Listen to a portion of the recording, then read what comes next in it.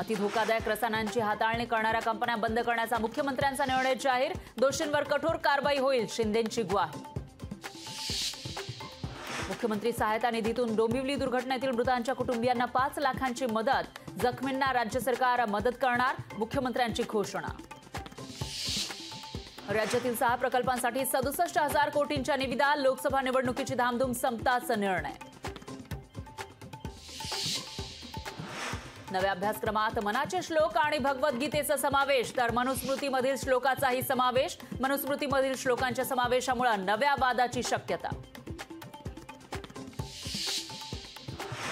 पुणे विद्यापीठाचा अजब कारभार, मराठीच्या प्राध्यापकाकडे इंग्रजी विभागाच्या प्रमुख पदाची जबाबदारी। प्राध्यापकांची संख्या कमी असल्याचा फटका। घोडबंदर मार्गावरील गायमुख घाट रस्ता दुरुस्तीसाठी 2 आठवडे बंद। ठाण्यासह मुंबई अहमदाबाद महामार्गावर वाहतूक कोंडीची शक्यता। लोकसभेच्या 6व्या टप्प्यातील प्रचार थंडावला। 6 राज्यातील 58 जागांसाठी उद्या होणार मतदान। दादर घाटकोपर भांडूप आणि मुलुंडमध्ये आज पाणी नाही। मुलुंडमध्ये जलवाहिनीच्या कामामुळे पाणी पुरवठा बंद। नागरिकांना पाणी जपून वापरण्याचं आवाहन।